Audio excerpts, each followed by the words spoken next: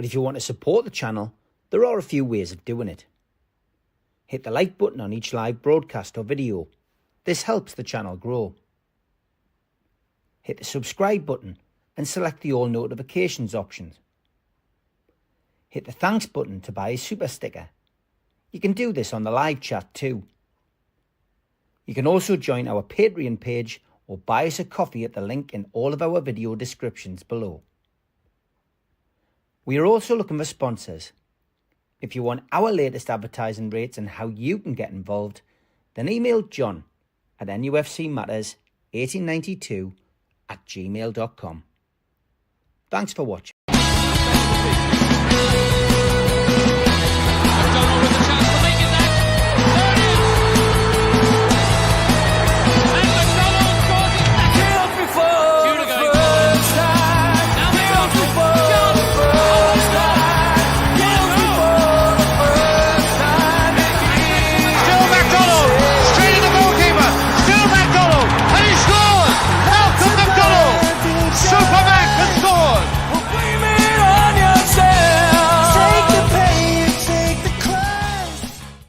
Good evening and welcome to NUFC Matters Ask Gibbo. How are you, John? I'm very, very well. Like all Geordies, I'm exceptionally well, my friend. Great stuff. Good evening to everybody in the chat. Get your questions in for John. We're going to have a look back, first of all, at two wonderful games at St James's Park. First, Manchester United came to town and were dispatched once again with their tails between their legs. 4-1, John, and were first double over Manchester United since the 1930s. Yep, 94 years, 1931. Believe it or not, I wasn't alive then, Steve. I know that's very hard to believe, but I wasn't. So that shows how much of a jinx they've been to is it in the league. We haven't completed a double because always winning down there was a problem.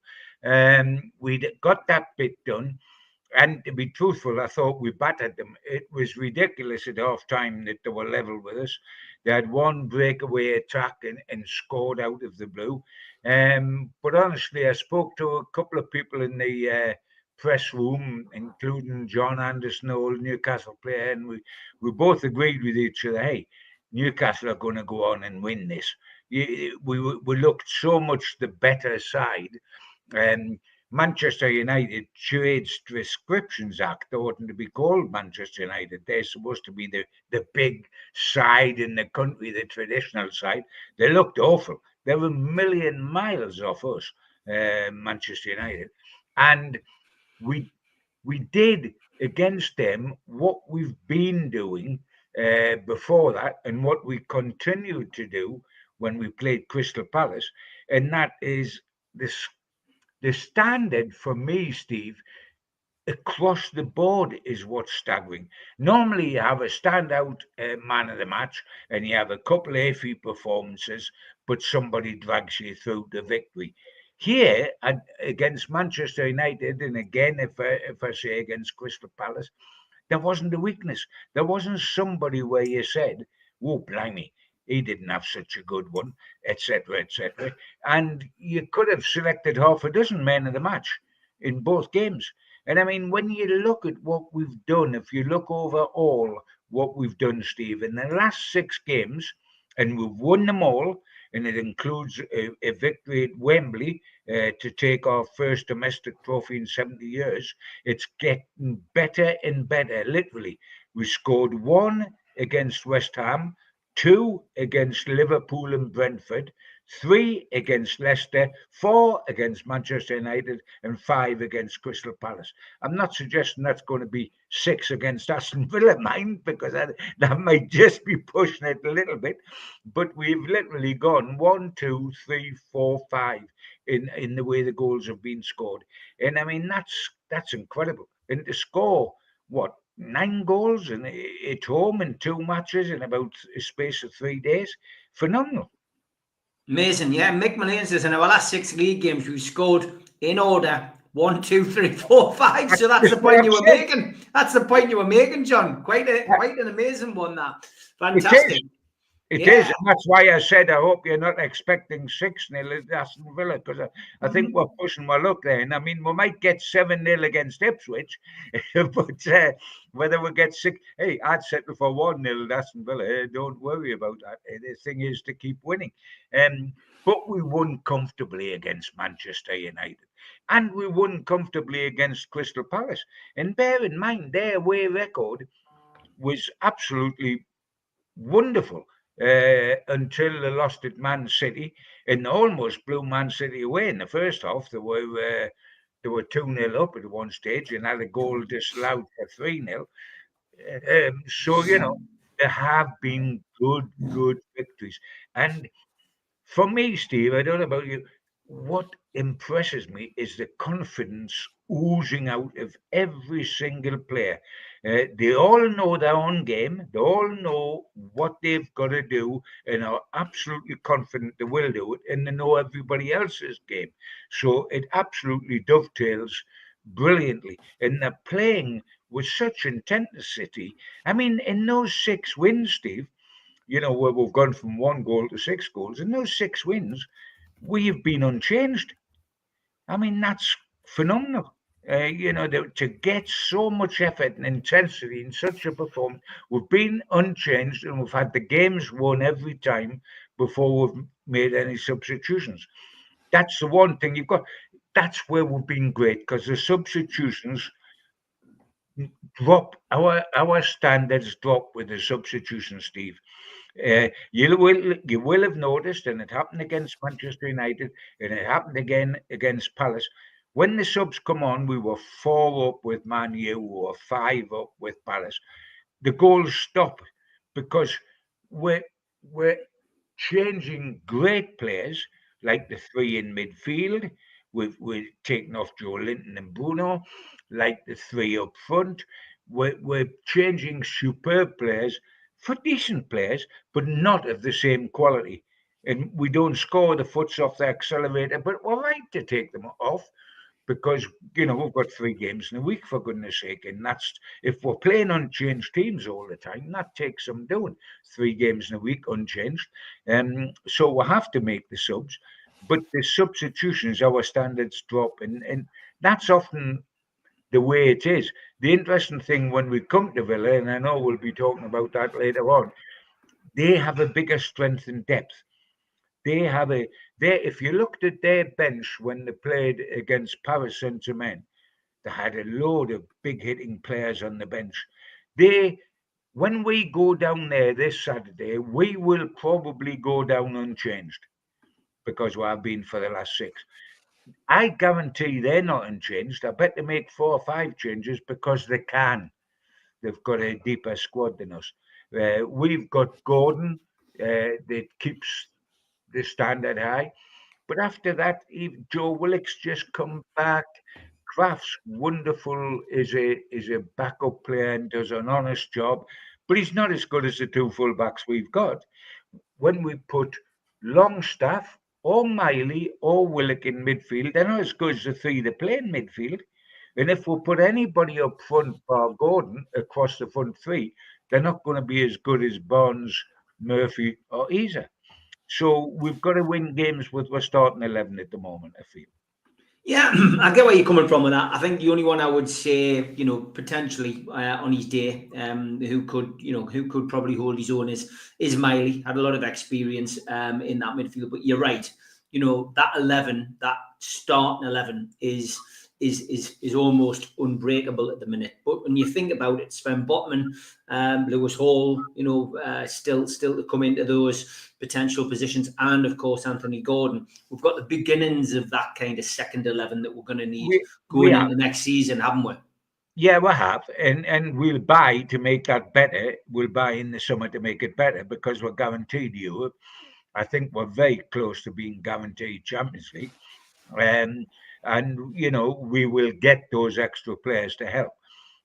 All I'm emphasising it for now, Steve, is to pay a huge compliment to the starting 11. Yeah. I mean, they're winning games. They're having to start every game. They're not only winning games, they're blowing sides away by 4 and 5 goals. And the standard of performance from each and every one of them is fabulous. And we're playing with such intensity, so much pace, so much high pressing, physical games, and we're doing it terrifically well. I can't pay a big enough compliment to the guys that are getting the job done for us. I tell you what, really, what I've really enjoyed in the last couple of games. Last night was again exemplary. Is Tonali and Trippier's link up in recent games, and these 35 to 40 yard crossfield passes from Tonali, which Kieran Trippier doesn't have to take a touch and set himself. He's hitting the pass on the volley. That's the competence that's exuding through this team between two world-class players. All right, but I was about to say, when you're talking about Tonali, you're talking about world class. That's why he can do it. I mean, he is brilliant. Whether he's he is about three players in one. He is your defensive midfield player, a wonderful shield in front of your two centre halves. He is your forward runner with a forward pass, and he is your attacking player playing the ball out in shots at goal. He's got the hardest shot of anybody in the Newcastle side, and he's not a forward, but his shot is phenomenal. It drills holes in people. He is a different class. And by the way, we've also got to say, Steve, in all this, I mean, this amount of goals and assists we're getting from wide positions is quite incredible. That's my next question. Have we got, at the moment, the best two wingers in the Premier League? On form, you've got to say yes. On current form, not necessarily yet on reputation over a whole season or 2 seasons, or which is when people build their lasting reputation. But on current form, we are got wing wonders. I mean, both Murphy and Barnes are scoring goals and are making goals. And isn't it incredible? If somebody had said to you that Newcastle will dominate sides because they've got sensational wingers, and then neither of those wingers are Anthony Gordon. That's what's surprising. Before we went to Wembley, Steve, cast your mind back. A week and a half before we went to Wembley, when we knew Gordon was out suspended, we were lamenting our luck. We were saying, oh, we've got initially, before we got upbeat in Wembley week and realised that we're in with a great chance, initially we were saying, we've been crippled. We haven't got Gordon. Gordon is the superstar guy that come to Newcastle, ripped the place up, won his England place, become an England superstar, etc., etc. He now has been reduced to being a bit player who only goes on as a sub. And the two guys that are ripping it up for us, Murphy and Barnes, were initially big players at Newcastle. Murphy especially, but Barnes, after being transferred from Leicester, couldn't get in and establish himself. Whenever he got in, he scored goals, yes, but he didn't establish himself. And look at him now. He is looking absolute. How does Gordon get back in this side at the moment? We want that strength and depth, but how does he get back in the side? He's not going to replace Murphy on the right, although he can play right. He's certainly not going to replace Barnes on the left, and he can play centre forward, but he's not going to replace Isaac, who's got 25 goals this season. So it's quite amazing that we are firing so brilliantly wide up top, and yet neither of the players doing it is Anthony Gordon. Yeah, and that probably gets into the question from Sparky D, who says, why in the last 2 games, John, has Harvey Barnes been switched to the right wing when Anthony Gordon is replaced? I don't see the logic in it when he's come on for Jacob Murphy. I mean, I guess that's because that's where Anthony Gordon plays the best. What they're trying, you've answered the question, Steve. What they're trying to do is get Anthony Gordon back to the man that was such a wow. We broke into the England team. And so they're giving him the preferential treatment of playing in his position. But I do agree with that guy. Leave Harvey Barnes there. Harvey Barnes has earned it. He's doing it brilliantly. Leave him there and let Gordon play on the right when you do bring Murphy off. But as I say, neither... Gordon's not going to get in for either of them at the start because just firing on all guns. And you know what, for me, Steve, is wonderful about Harvey Barnes getting this run in the side? Yes, he's scoring goals, but he always had that in his locker. But two things. One, against Palace, when he got his goal, if you think back to it, mate, he got on the ball and you could tell the defender that was standing him up was expecting what we always get, which is he cuts inside, he takes one pace to the right, cuts inside and tries to curl it in the far corner. What did he do? He didn't do that at all. He went left. He took it wide a pace and slotted it in with his left foot. And that's the confidence he's got at the moment. His all right foot. He finished wonderfully on his left foot and completely fooled the defender who knew what Barnes does and was showing him to come inside. And he went wide and hit it. And the second thing that I found often, when he first come in the side, he used to play like an old-fashioned outside left. Another like Ginola, for example, not that style, but what I mean by that is I don't track back. I'm an outside left. I play up there. I felt against Palace, he tracked back several times and was absolutely brilliant defensively. The sort of thing Murphy does automatically on the other side, Harvey Barnes did against Palace. And this run in the side has sent his confidence soaring and given them a real opportunity to show why we spent 37 million quid on him. And he's took it with both hands, and well done him. Yeah, 100%. Craig Lee, he's out walking the dog, he says. But how good is Eddie Howe?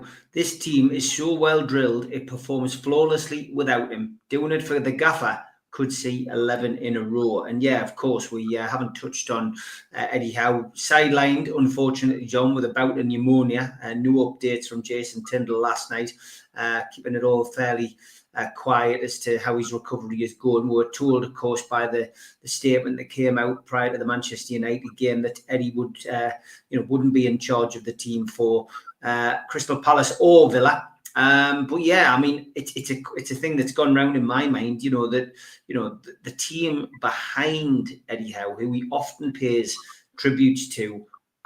Fair play to them, mate. They're going and doing a wonderful job as Eddie recovers. Absolutely sensational. And it is because the team is well drilled. The team can play the way they have to play in their sleep because they know exactly what they're about. Each and every one knows what he's got to do and what the others have got to do. I mean, it's ironic, isn't it, with Newcastle? We never have a clean bill of health. We've gone 6 games, won 6 games, all unchanged. But have we got a clean bill of health? No. We lose the manager in the middle of that. I mean, it's absolutely ridiculous. There's always somebody not available somewhere. And it's both a tribute to Eddie and a tribute to Mad Dog and Graham Jones and the rest of the boys. That it's been seamless, hasn't it? You haven't the biggest compliment you can give to Eddie and his staff is that you haven't noticed that Eddie hasn't been there. It's just seamless because it's drilled into everybody. And I don't think we're going to see Eddie too quickly. And it's just as well that we are because we are so well drilled. The biggest, most important thing for Eddie at the moment is his health. It always is. Football's just a game. It's more than a game, it's a business. I accept that.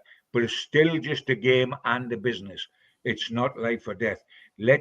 People's health must come first, and Eddie has got to get well. Pneumonia is something that's very difficult and can take its own time. I mean, the guy isn't out of hospital yet, as far as we know. He isn't out of hospital yet. And when he does come out of hospital, he's not going to get the ambulance to drop him off at St. James's Park, is he? He's going to have to recover at home for a while before he comes down to take up the job again. So, I would think that we're not looking at him being available against Ipswich in all probability. And it'll just be nice to get him back before the season ends. But the wonderful thing is that he's drilled into his team a way of playing, etc., that is just ingrained and Jason Tyndall and the boys behind the scenes have been able to keep that going. And it's a great credit to all the players that they haven't used Eddie as an excuse. Oh, we've already won World Cup. The manager's not around. The season, oh, we're just tapering off a little bit. That's understanding. Job done. First pot in 70 years domestically. It hasn't been like that at all. And that's a great tribute to the players, to the coaching staff, and to what Eddie's put into this club. We're in safe hands. Yeah.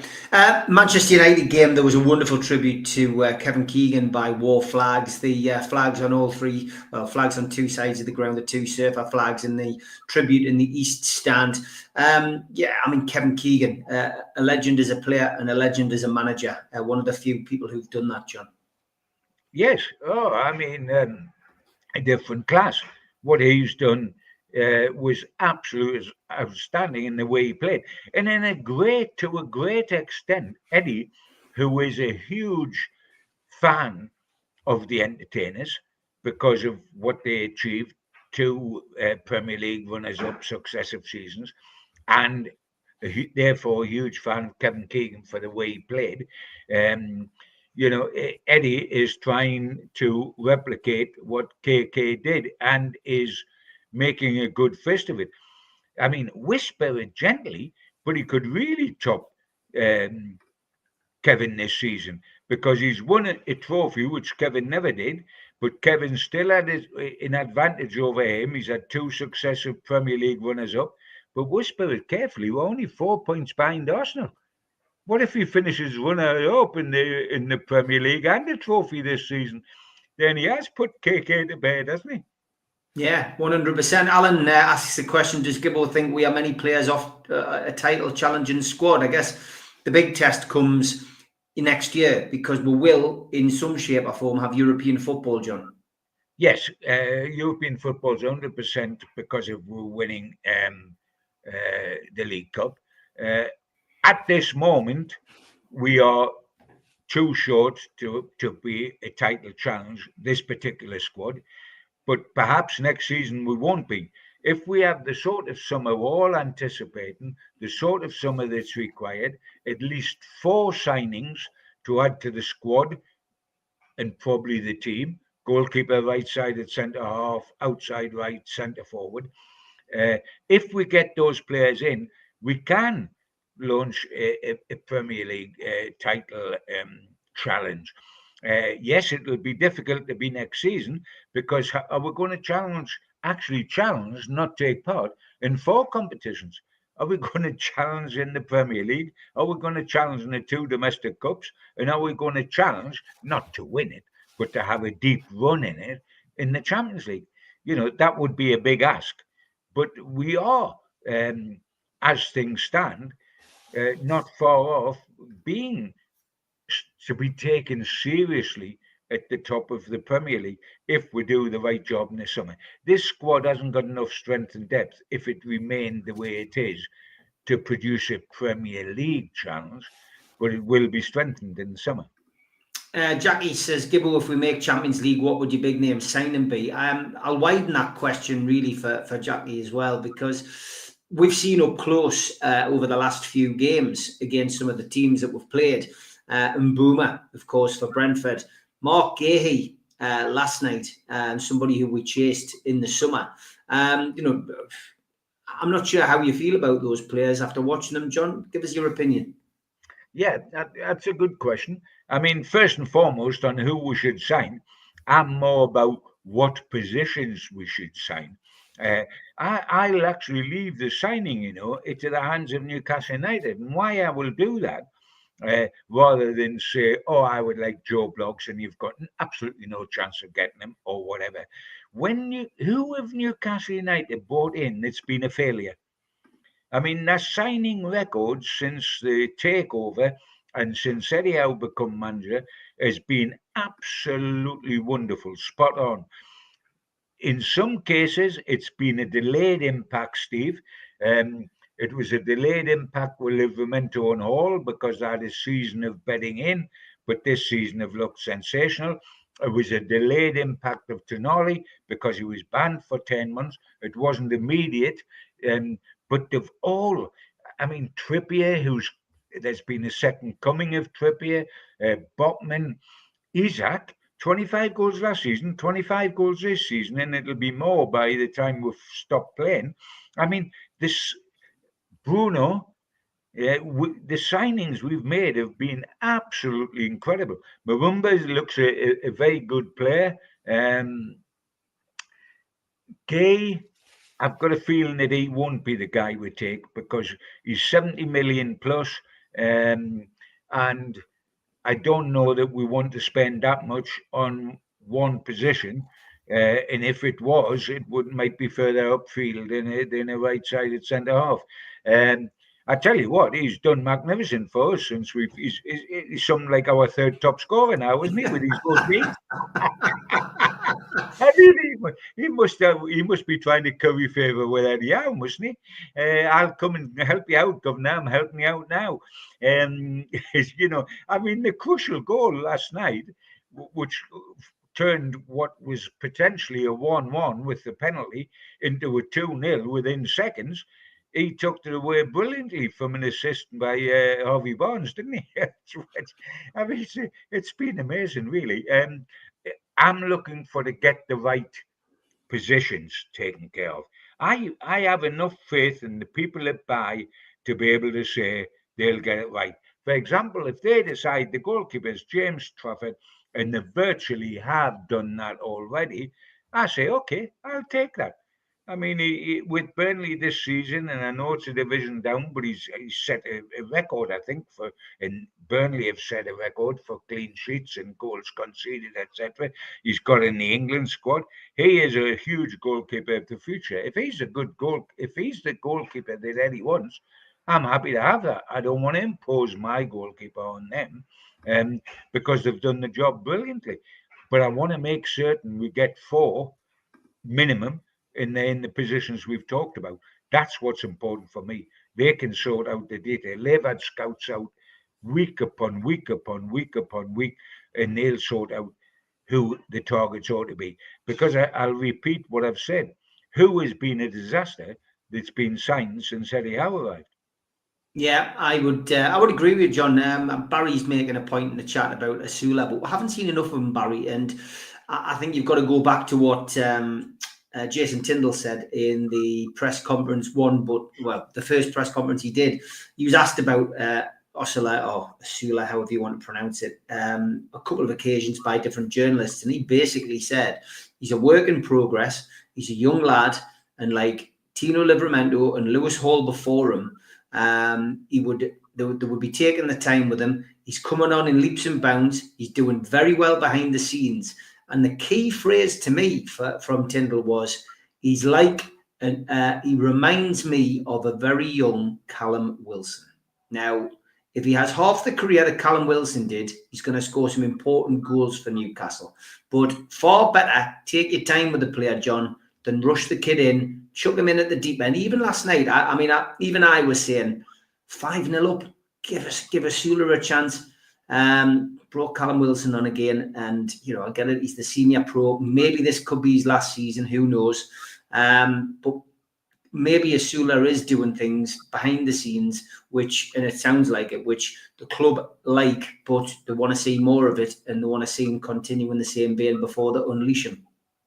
Yeah, I mean, if I'm brutally honest, and we have to be brutally honest because we love the club and we want the best for the club. And as I said, tell me a signing that's been bad, and I'm not going to put Asula in that class. But for me, right now, we have got to buy a centre forward for next season to back up Isaac, not to take the place of Isaac. I hasten to add, I'm not suggesting we're going to sell him, but to back him up. Because right now, Steve, I've got to say, when we bring Isaac off in the second half of games, I don't fancy either of the blokes that'll come on from Wilson or Asula. At this moment, I'm talking about. At this moment, I think Wilson's shot.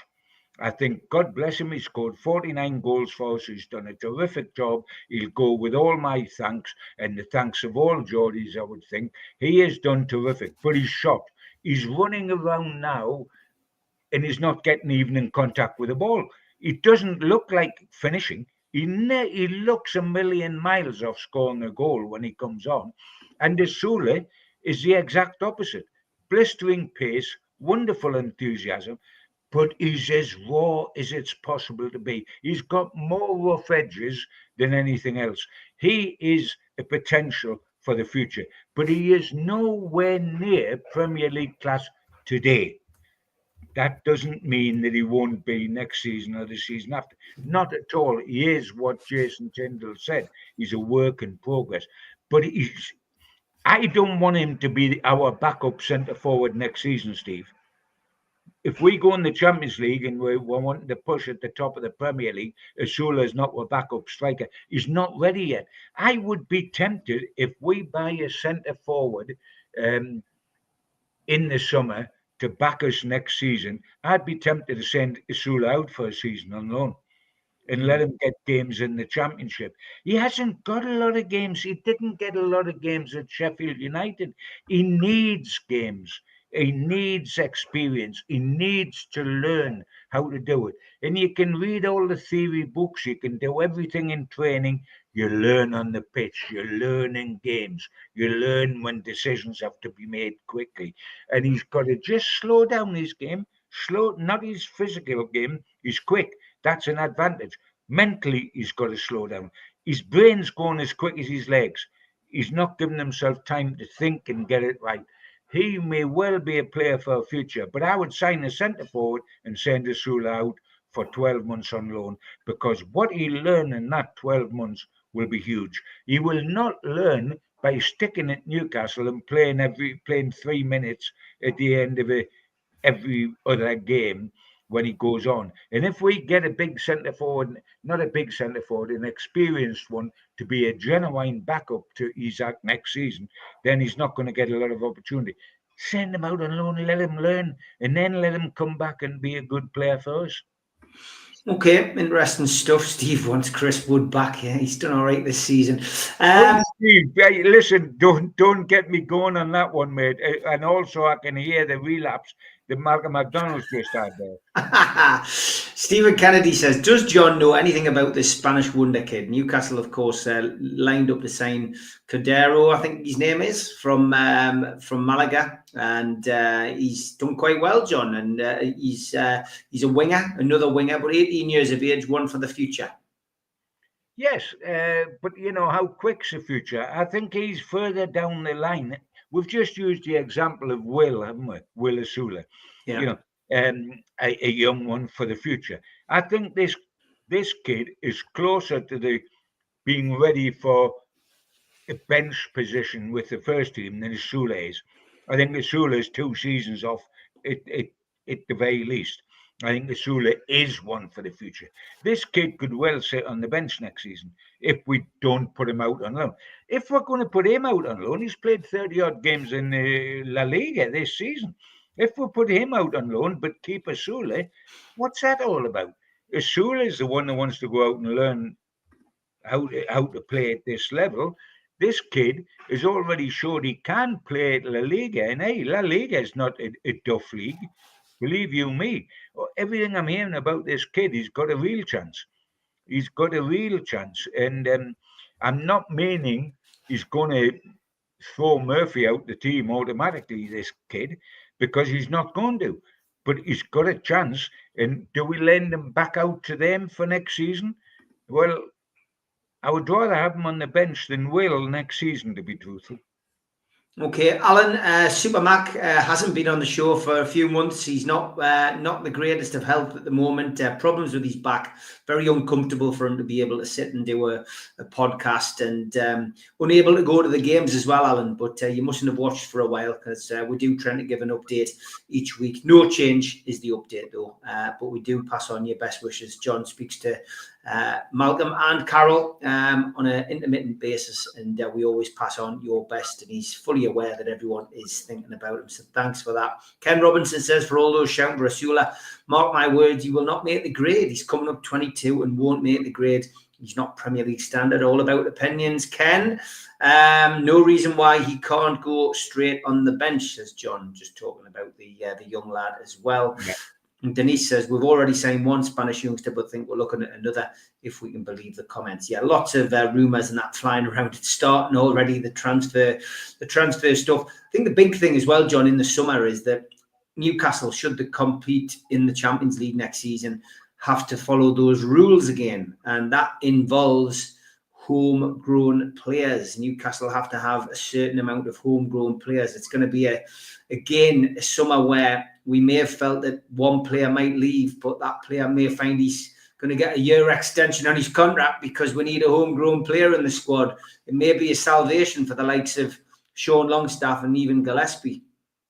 Can you remember the old days when you just could sign anybody you like and play anybody you like? Wasn't it very uncomplicated then? The good old days. I'm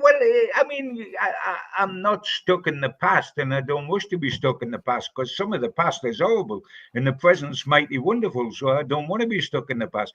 But we do make so many referees used to make decisions that were accepted, and we got on with the game.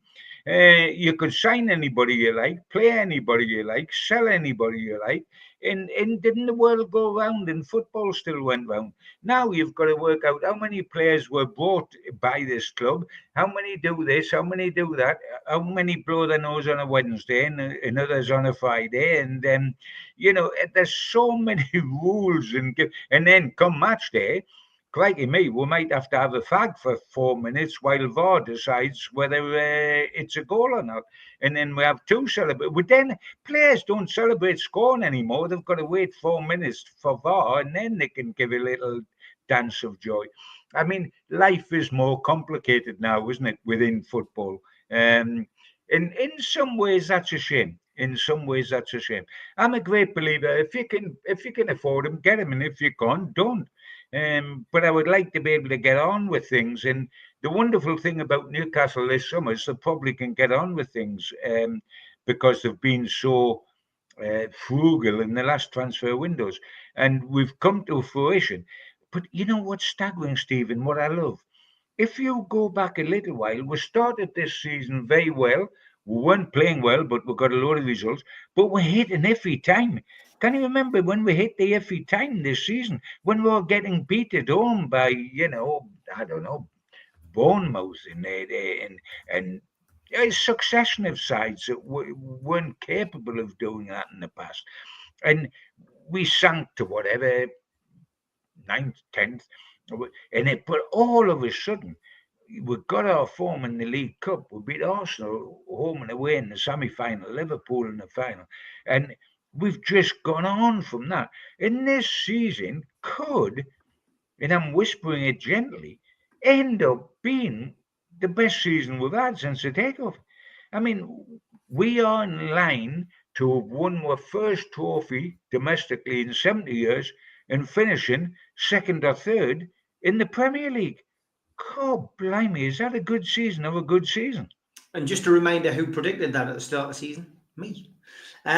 Sid. I want you not to get carried away here, Stephen. I want you not to get carried away. Sid on a Tuesday, the Tuesday show.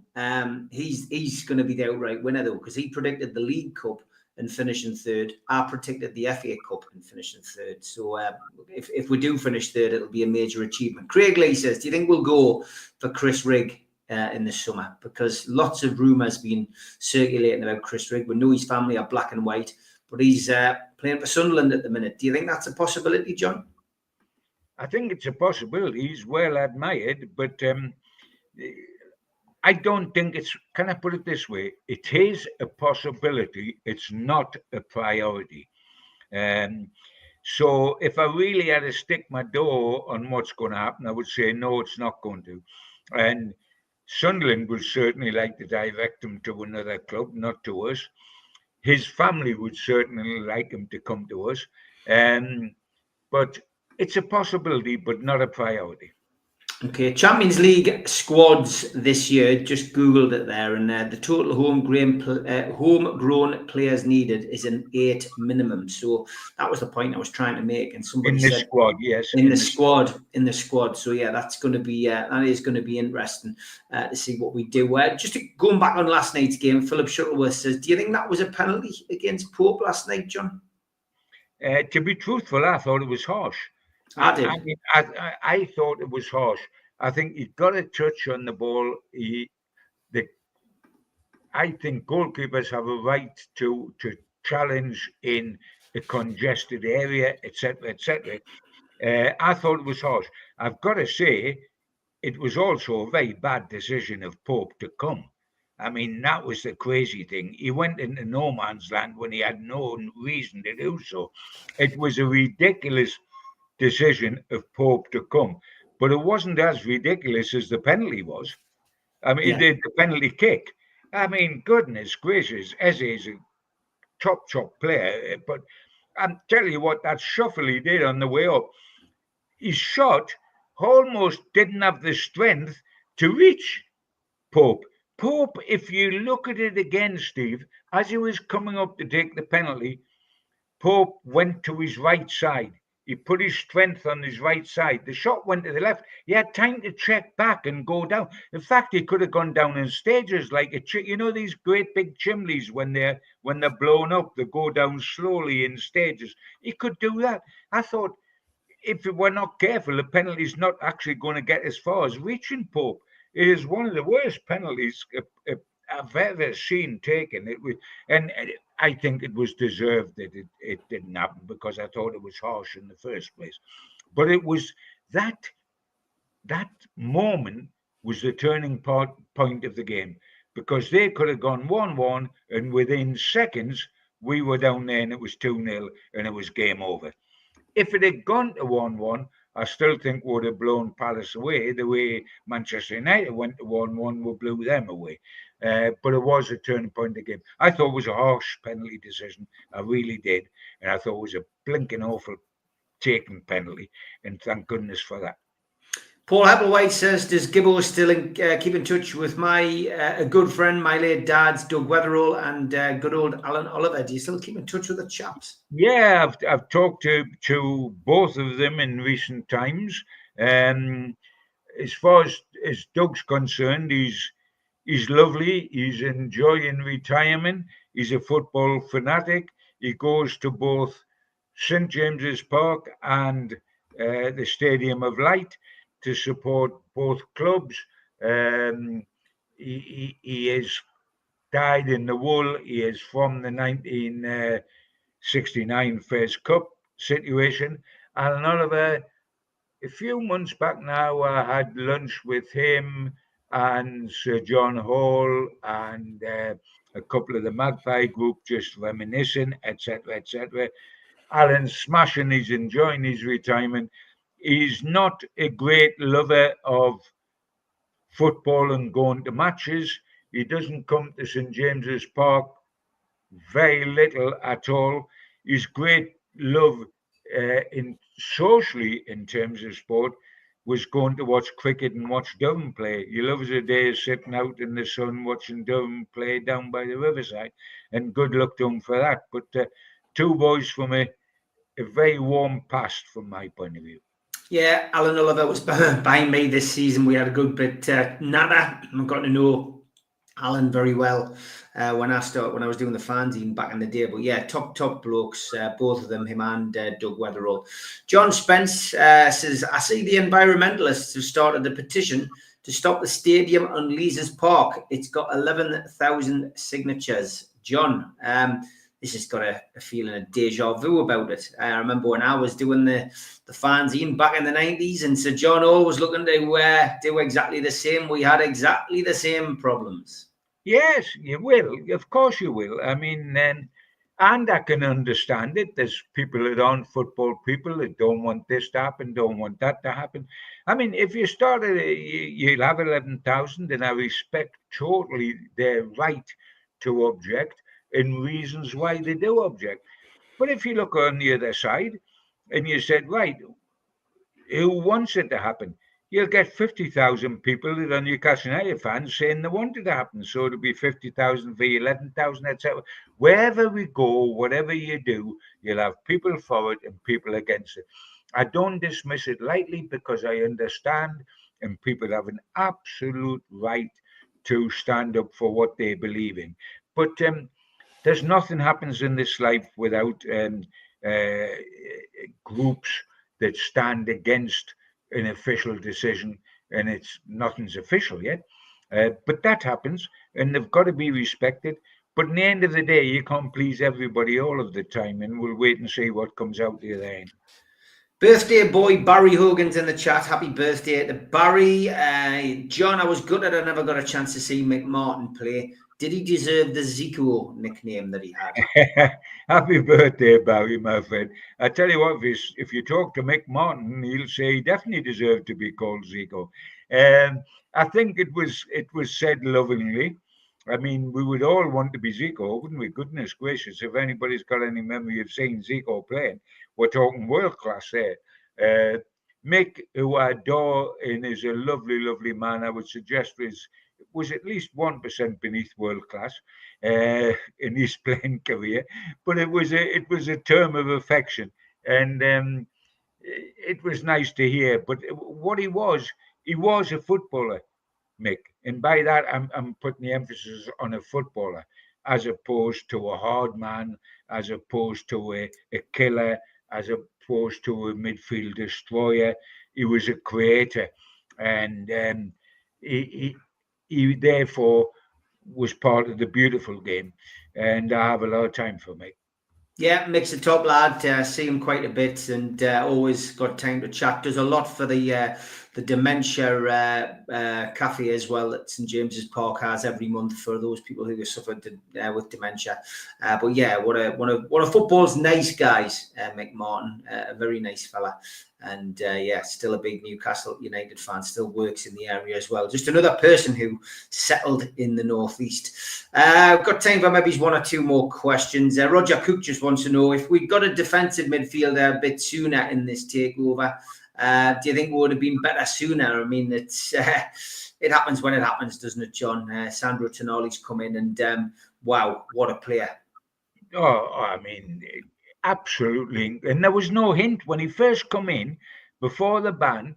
He scored in 6 minutes of his debut against Villa. So if you want to do it again, Sandro, we're quite happy about that, my son. And Saturday you can 5:36. You can score down there like you did up here on your debut. Sensational start.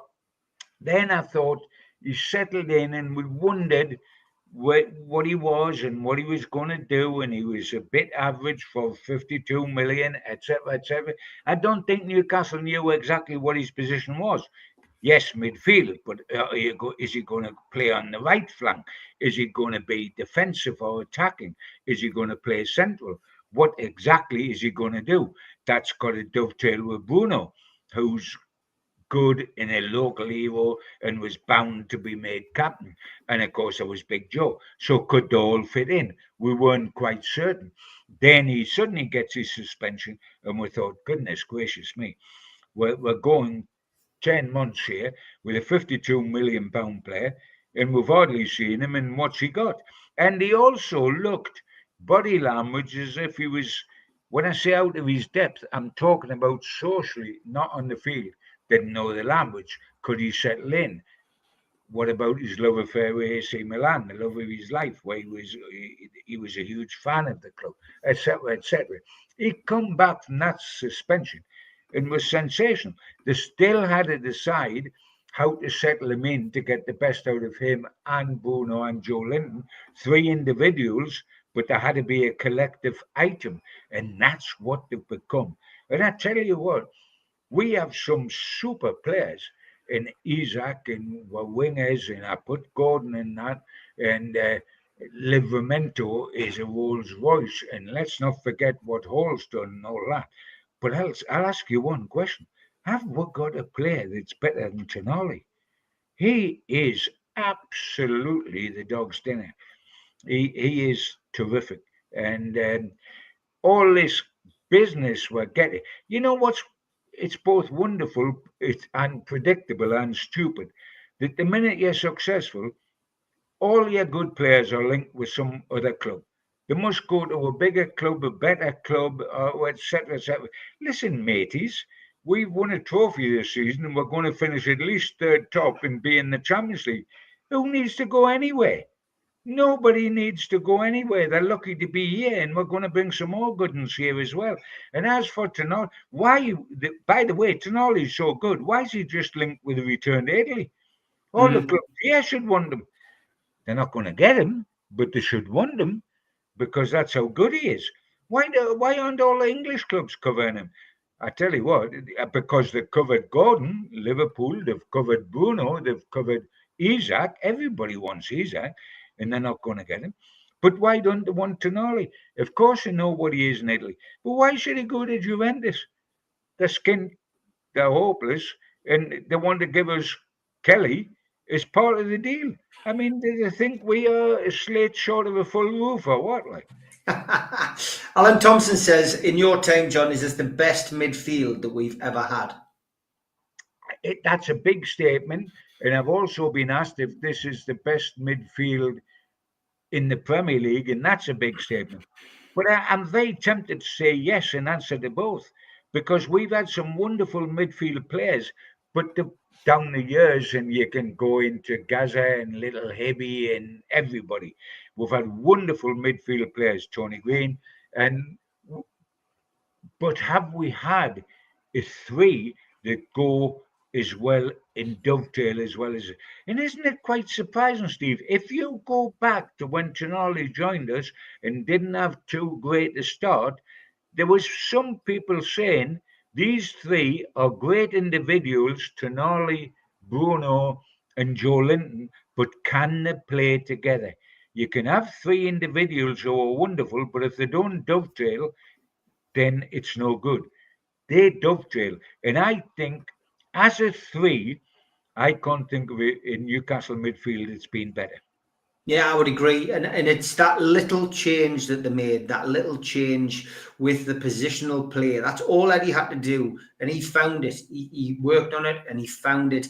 And that essentially is what is, is what has led to this position that we are in. And each player brings something to the table. Joe Linton, Bruno, and Tonali. You're right, Steve. But the other thing that made this the greatest midfield Newcastle have ever had is a major change Eddie Howe made, which is turning Joe Linton from a centre forward into a left-sided midfield player. Goodness gracious me, that's changed it and all, isn't it? You're right about Tonali moving him from the right to the centre and releasing Bruno. But what about, but because it was a while back, we tend to forget about it now. But what about the change that put Joe Linton into a midfield three like that?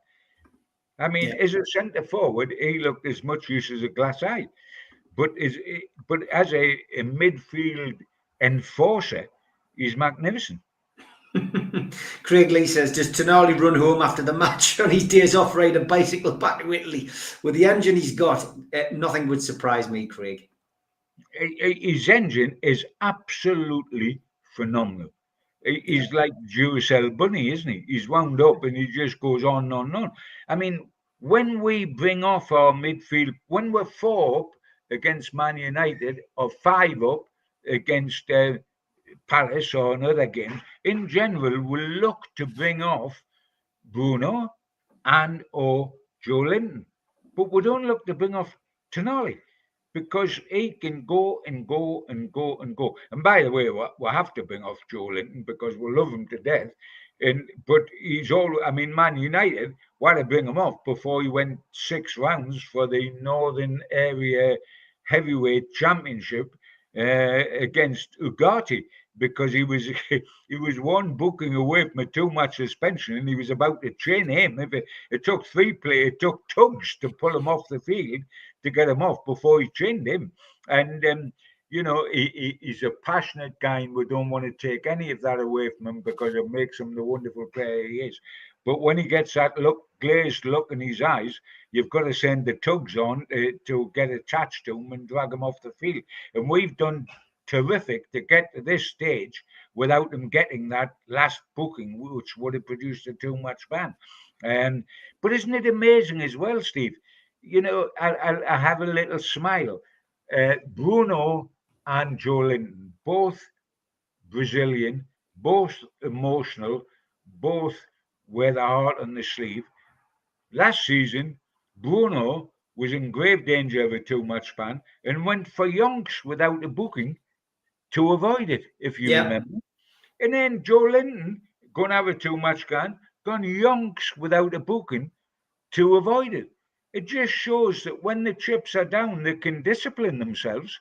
But when the chips aren't down, they'll go around doing wacky things. But we cannot stop. You know, you can't stop Gaza being as daft as a bush. You can't stop the problems Rooney had, else he wouldn't have scored all the goals he scored. You've got to allow players to be what they are, and we've got to allow these to be. But it makes me smile the way Bruno avoided bookings for 856 games last season, and Joe Linton's just done the same this season. Jody Life, I mentioned both Rob Lee and Gary Speed to one of my mates yesterday when we were having the same conversation about was this the best midfield, and those two players are the last two players that I can remember with the similar qualities to some of the lads that we've got, and I agree 100%. Okay, 5 minutes left, just time to look ahead to the game of the weekend. Newcastle go in search of a third successive Premier League away victory and what would be their 9th in total so far this season at Villa Park this coming Saturday at tea time. It is a 5:30 live on Sky Sports kickoff. 3,000 away tickets all sold. And from our perspective as well, if anybody can't go to the game, forwarding your ticket is possible from 5:30 yesterday until 12:30 on match day. A little bit early for team news. Villa did play PSG on Tuesday in the second leg of their Champions League quarter-final tie. They were losing 3-1. They conceded twice more before mounting a really good comeback, but they just couldn't find that goal to force extra time, so they have dipped out. Busy fixture period for everybody at the minute. After our visit at the weekend, Unai Emery's side go to Manchester City on Tuesday and then have an FA Cup semi-final against Crystal Palace at Wembley on Saturday week. Will they have one eye on those particular fixtures? Referee is Jared Gillette, the best a man can get. A third Magpies appointment of the season for the Australian referee. He took charge of the 1-1 home draw with Man City and the 4-3 win over Nottingham Forest at St James's Park. VAR is Michael Salisbury. So, John, my prediction for this game is I'm going to go for a five-goal thriller. I think Newcastle will win the 5-goal thriller at the Villa by 3-2. I'm taking Alexander Isak for a hat-trick, John. Well, there you've obviously been delving into Muhammad Ali book, the thriller and Manila and the whole lot, and the five. You've done your homework very, very well, Stephen, and I can understand that. The one thing I'll agree with you on that is that I think it'll be exceptionally close. I think Villa, in lots of ways, are the toughest game we've got left, Steve. And I know we've got Arsenal away, and Arsenal in the Champions League have been sensational. Real Madrid home and away, but in the Premier League, they haven't. They've been iffy in getting results. Have got draws when they've needed wins, etc., etc. We've already beaten Arsenal 3 times this season. I know we beat Aston Villa up here, but Villa quarterfinals of the Champions League, they went out on a shield. I mean, it 5-1 down when they let in those 2 early goals. They could have stacked their hand against Paris Saint-Germain. And they kept going and won on the night 3-2. Then the semi-finals of the FA Cup, and easily can win the FA Cup when you see what's left in the FA Cup. And in the Premier League, they're desperate to get back into the Champions League. And in the last 7 Premier League games they've played, they've won 5, drawn 1, lost 1. So they are tough. Funnily enough, they play a very similar style to us. They've got a high press.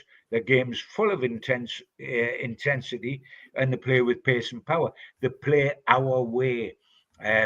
So this is really a challenge of 2 heavyweights, 2 big-time heavyweights in form, without a shadow of doubt. And it's going to be a terrific matchup for live television. And I think it's our toughest match. my head would say that the neutrals would sit and say it's going to be a draw. And if it was, it would not be a bad result for Newcastle because Newcastle are on the driving seat. They're third, and Aston Villa aren't, and it would stop them gaining any ground on us. So a draw would be a good result. But because of the way we are playing at the moment, because of the results we've got, I think we'll nick it by a very tense but terrific spectacle. I think we'll nick it by a 1-goal margin, which is what you're saying. It's 3-2, but it might be 2-1. It'll not be 1-0. But I'm taking us just to nick it. But this is, for me, the toughest match left. Just a bit more tough than Arsenal. But I think we are in the driving seat to get Champions League football now. I really do. And what have we to do for the rest of the season? We've talked about win every game and you're in the Champions League. That's true. But you know what? I don't think we've necessarily got to win every game. If we stay undefeated in every game from now to the end of the season, we'll be in business. But I think we will make the Champions League.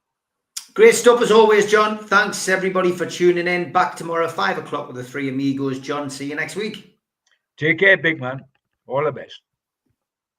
Big thanks to all our sponsors. Skips and Bins. Say hello to low-cost waste disposal with pay-as-you-go and contract waste management. Their website, skipsandbins.com. Contact them, www.skipsandbins.com/contact. Big thanks to Mr. Vicky Sauces, handmade in Cumbria. Their website, mrvickies.co.uk. Email info@mrvickies.co.uk. Telephone 01768 210 102. Thanks to our fanzine sponsor, United Group Travel, UK Coach Holidays. There are no strangers on our tours, just friends you haven't met yet. 2 crew, driver and courier, local family company, 3-star plus quality hotels, no interchanges. Hot and cold snacks and drinks available on the coach, all excursions included. Their website, www.unitedgrouptravel.com. Email beverly.ugtl@gmail.com. Telephone 01670 632 460 or mobile 0791 666 4174. A big thanks to Media Arts for all the technical side of things. And if you want to listen to us as a podcast, you can find us on Sport Social Podcast Network. We're also available on iTunes, Spotify, and other podcast providers. If you want to support the channel, then hit the subscribe button. We still do 7 shows a week. Hit the like button, which is the thumb underneath this video, and click share to your social media. You could also take out a monthly membership or an annual membership at nufcmatterspodcast.co.uk. For the lifetime membership, you can pay £25 and get a pen, a beer mat, a fridge magnet, a badge and a keyring and your membership card and entry into the monthly draw. Some events coming up, 27th of June, 2025, the end of season party. Beresford, Howie and Watson will be at the Tyneside Irish Centre with Joe Allen in aid of North Tyneside Age UK. You can get your tickets for that one from nufcmatterspodcast.co.uk or from Woucher. No Covers takes place at the Clooney. That's on the 29th of June, midday till 3:45, and tickets are £10 from theclooney.com or newcastlelegends.com. Northern Horizon, a Blake 7 convention, takes place on the 9th of August, 10 till 4 at the Tyneside Irish Centre. Come and be some of the cast and crew in aid of Age UK North Tyneside Dementia. Tickets from nufcmatters.co.uk. An evening with Peter Beardsley and Chris Waddle takes place on Friday the 23rd of January 2026 at the Tyne Theatre and Opera House. You can get tickets from the box office 0844 249 1000 or from tynetheatreandoperahouse.uk. And Bad Manners are back in the Northeast at the O2 City Hall, Friday the 30th of January 2026.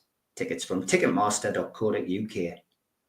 And we have copies of The Entertainer's book, Signed by Les Ferdinand, available from nufcmatterspodcast.co.uk.